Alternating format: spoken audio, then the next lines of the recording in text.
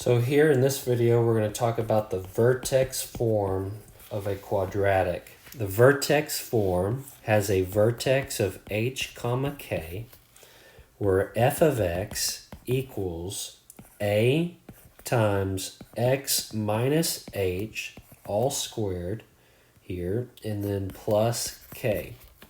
Okay, so each of these pieces means something. So the first part is this a out here. If a is positive, then we open upward. The parabola opens upward. If a is negative, then we go downward. So upward versus downward. All right. Now, the other thing about a is this. If the absolute value of a is greater than 1, then we're more narrow. Meaning our graph gets stretched narrow like this. Okay. If the absolute value of a is less than 1, then we are wider. Okay, so looking like this, we're wider than we were at the parent function. Okay, it's broader opening. Now, inside here, if I have x minus 3 squared, okay, this minus 3 is telling me to go right 3. And if I had a scenario like x plus 4 squared, then that plus is telling me go left 4, okay? So the minus tells you to go right, and the plus tells you to go left. It's the opposite of what you think.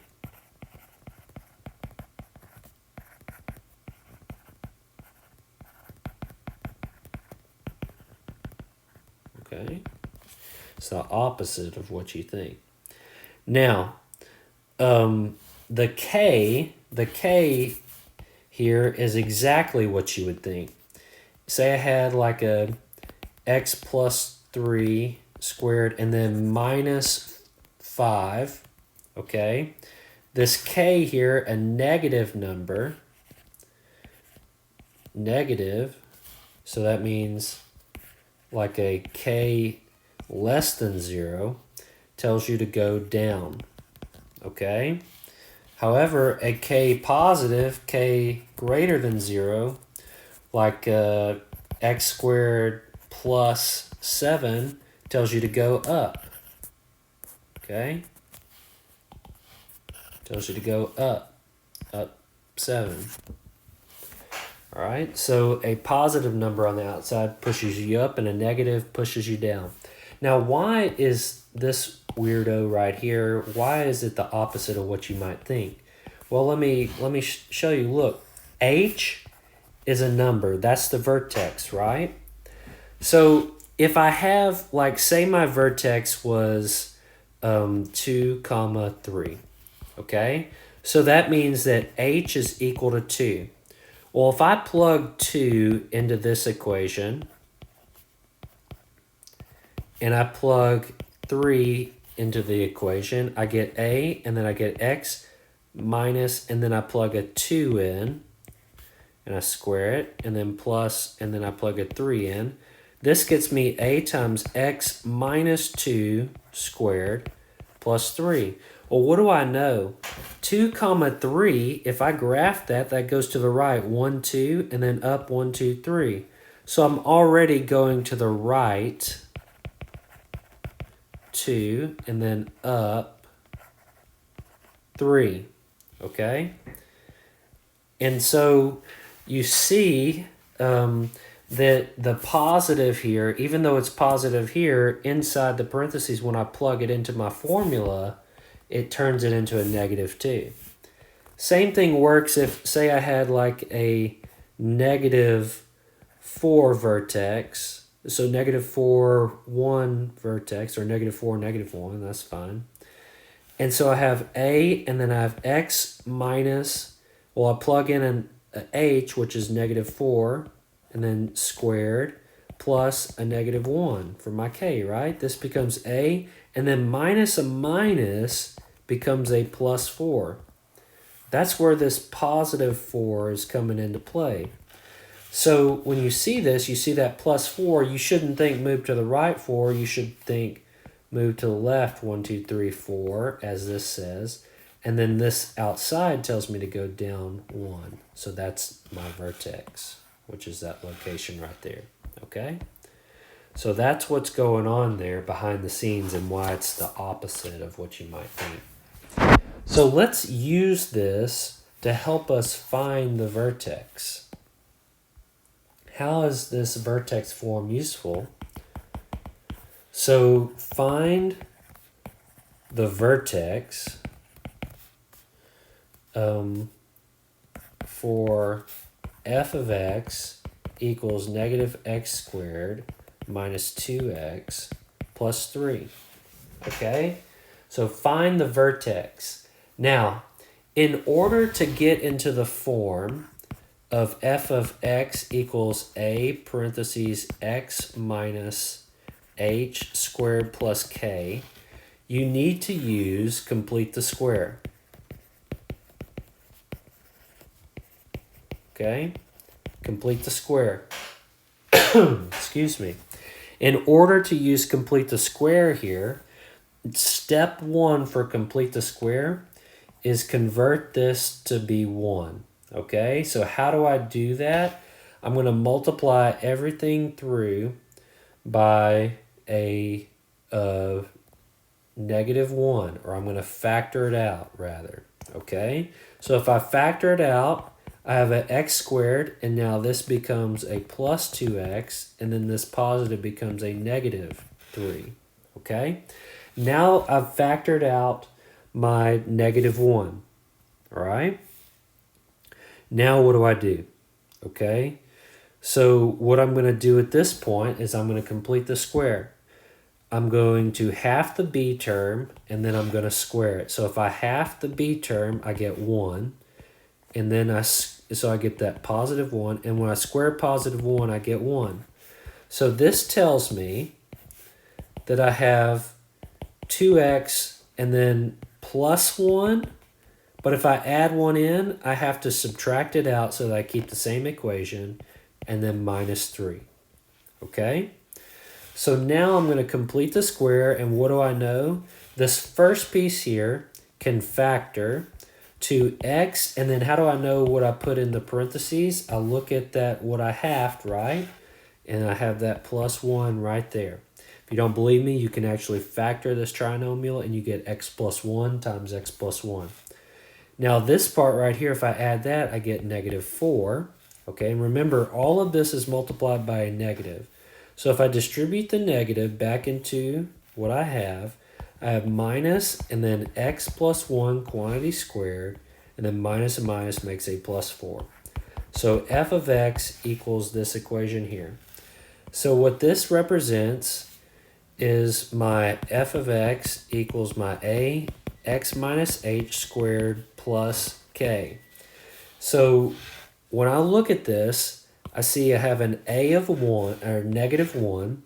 So a negative a tells me that I'm downward. Okay, it tells me I'm downward. All right, so, but it's, since the absolute value of a is equal to 1, I don't make it narrower or wider. Okay, it's just regular downward. Now, the plus tells me that I'm going to the left 1, and the plus here tells me I'm going up 4. So if I graph this, I go to the left 1 and then up 1, 2, 3, 4. And then what is it? I'm facing downward. So I'm going to go down like this, and I'm going to go down like that. Okay? So my vertex here, my vertex is staring me in the face. Okay, the vertex is right here looking at these two numbers.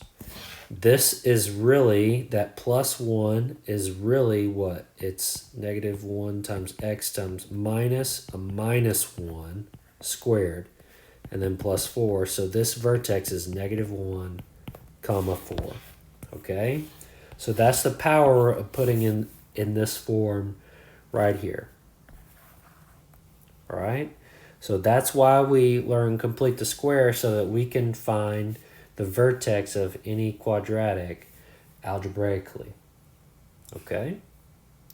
So another way to find the vertex algebraically is to use this form right here. And so this form comes from f of x equals ax squared plus bx plus c, where the vertex is negative b over 2a, comma f of negative b over 2a. Now this form, to me personally, this would be like my go-to. This seems to me like it'd be the fastest way to do it. All right?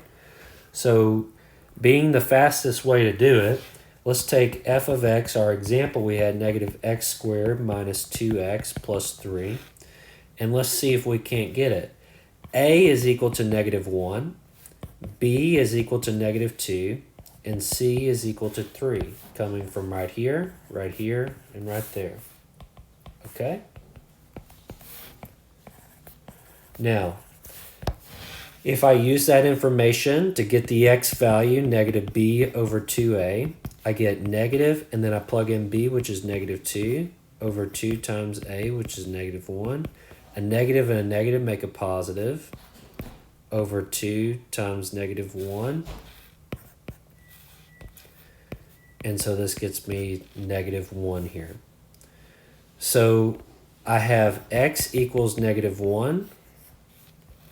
And then if I plug in f of negative 1, what do I get? I get minus a minus 1 squared minus 2 times a minus 1 plus 3.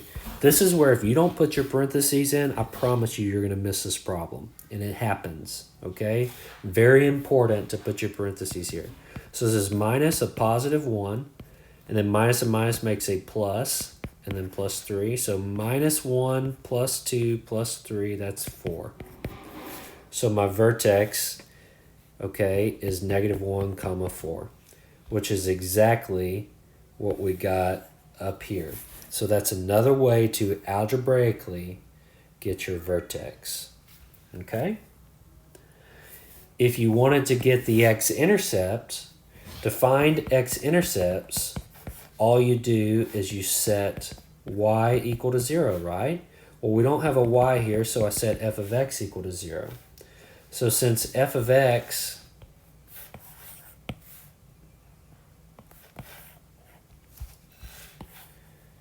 is this right here, then 0 equals negative x squared minus 2x plus 3, right?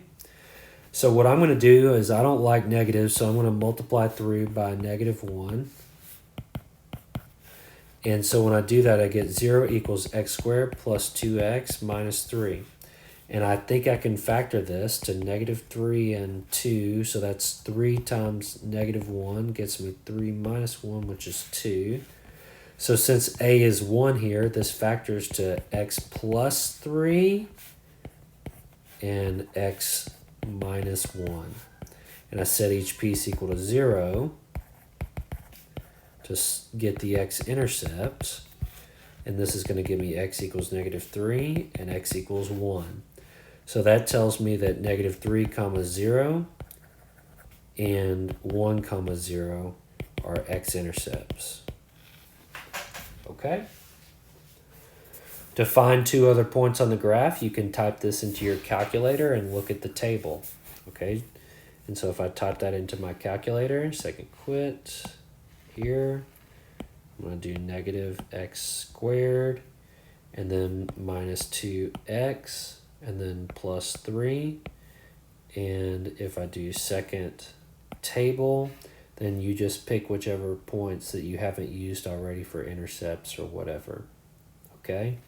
See, look, you can even see negative 3, 0 is an intercept and 1, 0 is an intercept. Okay? So if you were going to graph this, how would you graph it? Right? Actually, let's make this a little bit more official. Let's throw in a little sticky. Okay. So what were the vertex was negative 1, 4. 1, 2, 3, 4. Okay. And intercepts were negative 3 and 1. So it looks like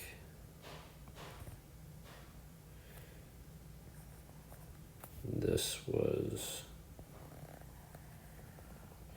what the graph would be like here. Okay, so on a test, I would want you to label the vertex. So negative 1, 4. The intercepts, negative 3, 0. And 1, 0. Now, how would you find that y-intercept?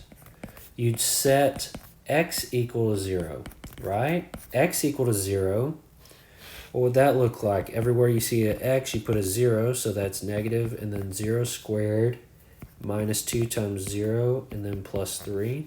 So f of 0 is equal to 3, and that makes sense right there. That's 0, 3 right there. Okay? So you would have all the points that you needed to graph that on a test. So that's through vertex, your y-intercepts, your x-intercepts. Okay. All right. We could do maybe 1 or 2 more examples and just show you the quick way on how to get the vertex.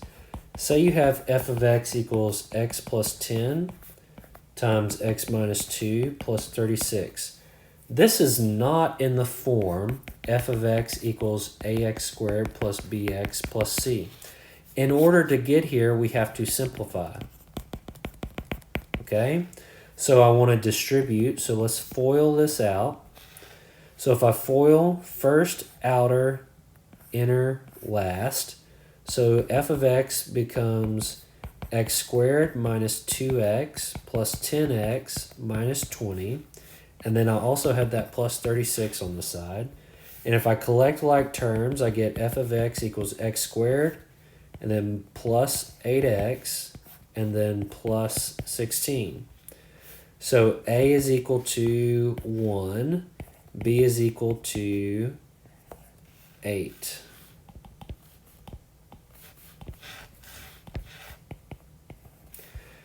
And do we even need c? No, the formula is negative b over 2a, comma, f of negative b over 2a. So we don't even need the c. So to get the x value, I do negative b over 2a. Algebraically, I get negative 8 over 2 times 1. So that's negative 8 over 2, which is negative 4. Then I take negative 4 and I plug it into my equation. So I have negative 4 squared plus 8 times negative 4 plus 16. So this becomes 16 minus 32 plus 16, which is equal to 0. Booyah. All right. So that tells me negative 4, comma 0 is the vertex. So algebraically, that's what I'm looking for. All right. Now you could do this. You could get, if you had your x squared plus 8x plus 16, you could find the x-intercept by setting y equal to 0. And so 0 equals x squared plus 8x plus 16. Multiply to 16, add to 8. 4 times 4, and 4 plus 4, right? So this becomes x plus 4 times x plus 4 equal to 0. So technically this is x plus 4 squared plus 0. That's in the vertex form, isn't it? So what that tells me is, that tells me, right, my x minus a minus 4, that's where that vertex is coming in to play right here. But this is really easy to solve for x. All we do is set each piece equal to 0. You only need to do it once, really, because once you do it once, you got it, right? X is negative 4, x is negative 4. So the x-intercepts is the same as the vertex here, okay? So literally you've shifted this parabola to the left 4. Okay, so you took a parabola that was like this and you shifted it to the left 4. Okay. All right. Now, it's not always the case that you can find intercepts. I mean, if it was somehow shifted up, then there would be no x-intercept, right? So keep that in mind. If you get an imaginary, something that's not real, then you're not going to get an intercept there. Okay? All right, guys.